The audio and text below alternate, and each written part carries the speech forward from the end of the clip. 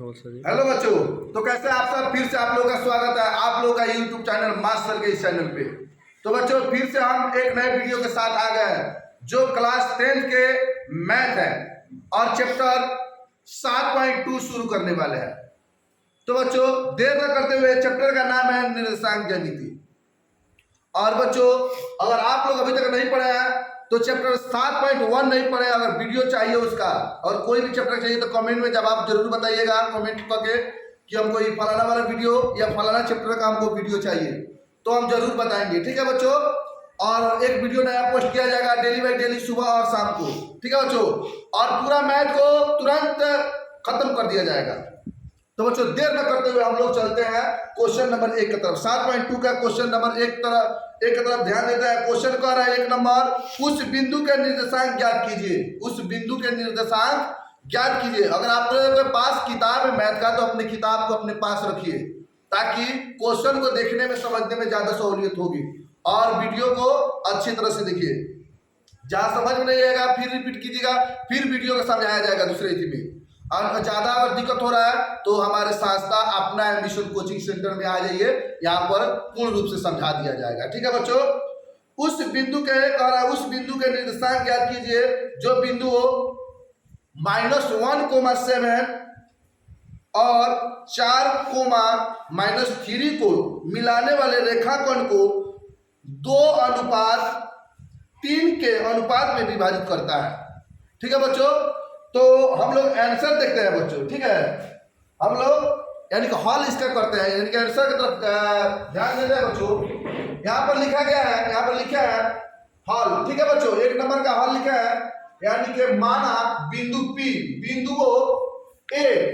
ठीक है बच्चों, पहला जो हम जो का बिंदु बताए थे उसका आंसर हो जाएगा, यानी कि लिए है A-1,7 है और 4,-3 को मिलाने वाले रेखाखंड को 2:3 के अनुपात में विभाजित करता है। मान लेते हैं बच्चों। ठीक है, और यहाँ पर M1 यानी कि हम देखते हैं बच्चों, ये हमारा हो जाएगा, यहाँ पर लिखा है फॉर्मूला, यानी कि x1 x2 और y1 और y2 और m1 और m2। इसी तरह आप लोगों को भी लिख लेना है। ठीक है, अपने नोटबुक में जो आप या सॉल्व कर रहे हैं या रिवीजन जो भी कर रहे हैं, आपको इसी तरह उतारना है। ठीक है, और ये हो गया हमारा रेखा हो गया। ठीक है, रेखाखंड है और ये रेखाखंड पर हम दर्शाए हैं। देखिए, A का मान रख दिया है और P का मान हम लोग को ज्ञात करना है और B का मान रख दिया है। ठीक है, अब एक और है कि इसके बीच के जो अनुपात में, यानी कि इसको 2 और यहाँ पर 3 अनुपात में विभाजित कर रहा है, बांट रहा है। ठीक है बच्चों, तो यहाँ पर x1 हमारा हो जाएगा, पहला को x1 कहते हैं और दूसरा का जो आता है, ये दोनों बीच में जो आता है बच्चों, ये भी x1 होता है और y1 होता है, xy होता है। और जैसे xy है उसी तरह सब में xy होता है, लेकिन फर्स्ट वाला को x1 कहेंगे और दूसरा का वाला को x2 कहेंगे। ठीक है, तो x1 हमारा है -1, तो -1 यहाँ पर रखेंगे। ठीक है बच्चों, और x2 हमारा है 4, तो x2 हम 4 रखेंगे, यानी 4 रखेंगे। ठीक है बच्चों, और y1 जो है हमारा है 7 है। ठीक है, y1 हम बच्चों 7 लेंगे और y2 जो हमारा है -3 है, तो -3 y2 की जगह पर -3 हम रखेंगे। ठीक है बच्चों, बहुत मजा आएगा मैथ पढ़ने में, देखिएगा। और देखते हैं बच्चों, और m1 जो है, पहला वाला को m1 कहते हैं और दूसरा वाला को m2 कहते हैं। ठीक है बच्चों, तो m1 हमारा 2 हो गया और m2 जो है वो हमारा क्या हो गया बच्चों, 3 हो गया।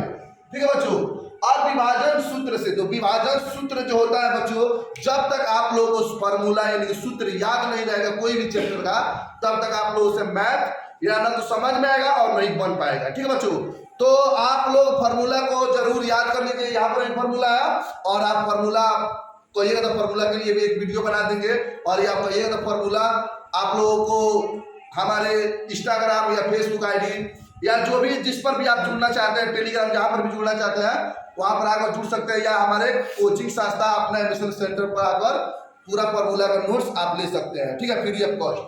ठीक है बच्चों, तो यहाँ पर विभाजन सूत्र से चले हैं। ठीक है, विभाजन सूत्र पर हम लोग बनाएंगे बच्चों। तो विभाजन सूत्र से, यानी विभाजन सूत्र होता है x इक्वल टू होता है बच्चों, x इक्वल टू होता है हमारा m1 x2 प्लस m2 और x1। अगर सिंपल से कहा जाए बच्चों तो mx12 और प्लस mx21 कहा जाता है। ट्रिक अगर ट्रिकी भाषा से हम लोग पढ़े तो mx12 प्लस mx21 बाटा m1 प्लस m2, ठीक है बच्चों। और y इक्वल टू हो जाएगा, यानी कि बिंदु है बच्चों, ये जो यानी कि x हो गया और y हो गया, ये बिंदु है, p बिंदु का हो गया, ठीक है बच्चों। p बिंदु का है x और y, ठीक है। तो y इक्वल टू हो जाएगा m1 और y2 प्लस m2 और y1 बटा m1 प्लस m2, या कहा जाए तो my12 प्लस my21 बटा m1 प्लस m2। फॉर्मूला याद करने का अच्छा ट्रिक है और यही फॉर्मूला है, ठीक है बच्चों।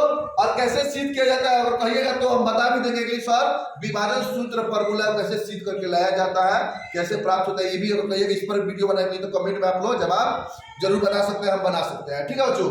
तो चलते हैं इसके, देखिए बच्चों इससे इसके आगे हम लोगों को कुछ ज्यादा कुछ करना नहीं है, जो फॉर्मूला में जो दिया है उसके जगह जगह पर उसको रख देना है। तो हमारा m1 जो दिया है बच्चों, हम लोगों को x ज्ञात करना है और y ज्ञात करना है, ठीक है बच्चों। यानी कि p जो है मूल बिंदु जो है उसको क्या करना है, ज्ञात करना है हमको। अब यहाँ पर हम क्या करेंगे, x को x लिख लेंगे बच्चों, और m1 हमारा देखेंगे इसमें कौन है, तो m1 हमारा यहाँ पर 2 दिया है, तो 2 लेंगे, ये दोनों आपस में गुना में होता है, ठीक है बच्चों। तो गुना में कर लेंगे या कोष्ठ में ऐसे डाल लेंगे, ठीक है। तो कोष्ठ में डालेंगे और हमारा जो x2 है, तो देखेंगे x2 हमारा कहाँ है, तो x2 हमारा यहाँ पर 4 लिखा हुआ है, ठीक है बच्चों। तो 4 और प्लस यहाँ पर m2 देखेंगे, यहाँ पर m2 हमारा कौन है बच्चों, तो m2 हमारा 3 हो जाएगा, ठीक है। m2 जो है बच्चों कितना है, 3 है, तो m2 की जगह पर हम 3 रखेंगे, फिर कोष्ठ में चालू कर देंगे। कोष्ठ का मतलब होता है गुना, ठीक है। कोष्ठ जो है ये दिया गया, छोटा कोष्ठ या मझला कोष्ठ या बड़ा कोष्ठ, ठीक है, इसका मतलब क्या होता है, गुना होता है, ठीक है।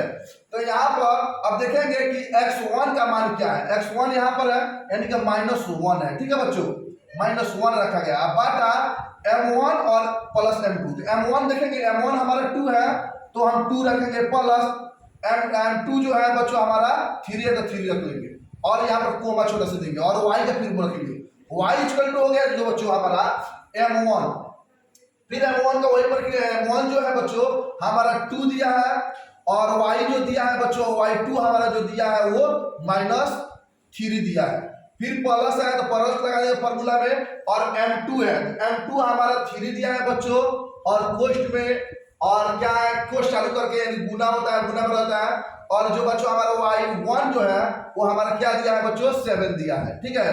और बाटा m1 जो हो गया 2 और m2 जो हो गया बच्चों 3 हो गया, ठीक है बच्चों। तो अब मैथ को हम लोग सॉल्व करते हैं, गुना भागा कटाई पिटाई छटाई सब करते हैं और देखते हैं कि इसका आंसर क्या आता है, ठीक है बच्चों। तो यहाँ पर हम करेंगे, फिर x को लिखेंगे बच्चों हम सब, ठीक है, ध्यान से लिखेंगे, यहाँ पर x लिखेंगे, और यहाँ पर प्लस और गुने प्लस क्या होता है, प्लस में होता है, ठीक है। और 2 से 4 में गुना करेंगे तो 2 चौका 8 हो जाएगा, ठीक है बच्चों। और फिर यहाँ पर देखते हैं प्लस गुने माइनस, पहला हम लोग कोई भी कार्य को चिन्ह प्रॉपर्टीज क्या करते हैं, चिन्ह जो होता है ये हम अपने चिन्ह प्रॉपर्टीज का है, ठीक है बच्चों। ये जो हमारा चिन्ह है ना चिन्ह का, ये माइनस और प्लस और गुना भागा, ये चिन्ह प्रॉपर्टीज हम इसका नाम रखे हैं, ठीक है। तो प्लस गुने माइनस क्या होता है जी बच्चों, माइनस होता है, ठीक है। प्लस गुने माइनस तो माइनस होता है बच्चों, और 3 का पहाड़ा एक बार पढ़ा जाए, 3 में 1 से गुना किया जाएगा तो कितना हो जाएगा जी, 3 हो जाएगा। अब बाटा 3 गो और 2 गो कितना होता है बच्चों, 5 हो जाएगा, क्या होता है, प्लस प्लस प्लस हो जाएगा, प्लस का कार्य होता है जोड़ने का, तो 3 रुपया और 2 रुपया 5 रुपया टोटल हो जाएगा, ठीक है बच्चों। कोमा, फिर यहाँ पर हम कार्य करेंगे, स्टेप को बढ़ाएंगे बच्चों, ये नहीं कि यहीं पर काट छाट करके और क्या है कि इसका आंसर हमें एक बार ला दे कुछ समझ लो, इसलिए स्टेप को हम बढ़ा रहे हैं, ठीक है। और यहाँ पर प्लस गुने माइनस क्या होता है बच्चों, माइनस होता है, और 3 का पहाड़ा 2 बार पढ़ेंगे तो 3 दूना 6 हो जाएगा हमारा, ठीक है बच्चों। और फिर यहाँ पर प्लस गुने प्लस हमारा प्लस हो जाएगा, प्राप्त हो जाएगा, ठीक है बच्चों। और यहाँ पर 7 3 का क्या हो जाएगा बच्चों, 7 का पढ़ा 3 बार पढ़ेंगे तो, या 7 में 3 में गुना करेंगे तो 7 3 का 21 हो जाएगा। और बाटा पूरा का प्लस और प्लस क्या होता है बच्चों, प्लस होता है, प्लस का कार्य होता है जोड़ने का, 3 को 2 को 5 को हो जाएगा। ठीक है बच्चों, यहाँ पर फिर x को लेंगे और यहाँ पर प्लस माइनस का होता है बच्चों, माइनस होता है, प्लस और माइनस, माइनस का कार्य जो होता है, कार्य घटाने का कार्य करता है, जो बड़े में से छोटे को घटाना। तो बड़ा हमारा 8 रुपया है और यहाँ पर 3 रुपया है, तो 8 में से 3 को घटाएंगे बच्चों तो हमारा हो जाएगा 5, अब आटा में है 5, ये 5 5 कैंसिल हो जाएगा एक मर्तबा में, और यहाँ पर कोमा y इक्वल टू, यहाँ पर प्लस माइनस और प्लस, माइनस होता है, अभी बताया कि माइनस और प्लस, माइनस का कार्य क्या होता है, घटाने का कार्य होता है। ठीक है, तो बड़े में से छोटे को घटाते हैं, 21 रुपया में से 6 रुपया घट जाएगा तो हमारा बच्चों 15 रुपया बच जाएगा, 15 बच जाएगा, वो भी प्लस में बचेगा क्योंकि प्लस का चिन्ह ज्यादा है इसलिए प्लस का चिन्ह लगेगा, माइनस का चिन्ह नहीं लगेगा। ठीक है, अब आई 5 हो जाएगा और 5 से ये 15 कर जाएगा 3 बार में, 5 तिहाई 15। ठीक है बच्चों, अब यहाँ पर x इक्वल टू हो जाएगा 1 और कोमा y इक्वल टू हो जाएगा हमारा 3।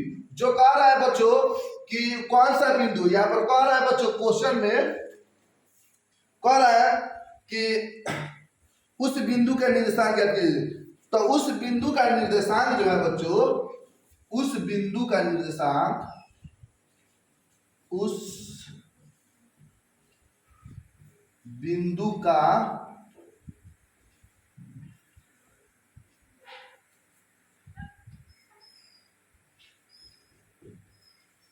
निर्देशांक क्या हो जाएगा बच्चों, 1 कोमा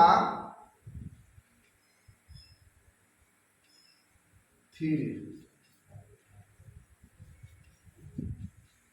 होगा। ठीक है बच्चों, यही हमारा आंसर हो जाएगा, यानी कि हम लोग यहाँ पर कर लेंगे, यहाँ पर हम कर सकते हैं बच्चों, यानी कि ये जो हमारा P था यानी x कोमा y और इसी का मान हमारा 1 कोमा क्या है बच्चों 3 आया है। जो यहाँ पर हम उनको ज्ञात करना था कि x का मान क्या है, तो यहाँ पर 1 हो जाएगा और कोमा 3 हो जाएगा, यही हमारा आंसर था। ठीक है बच्चों, अगर आप लोगों को अगर समझ में नहीं आया है तो फिर वीडियो को रिपीट करके देखिए। ठीक है, और समझ में आ गया है तो अपने दोस्तों के पास शेयर कीजिए और इसको रिवीजन करते रहिए। ठीक है, तो लाइक कर दीजिए और सब्सक्राइब कर दीजिए, अपने दोस्तों के पास जरूर शेयर कर दीजिए। जय हिंद।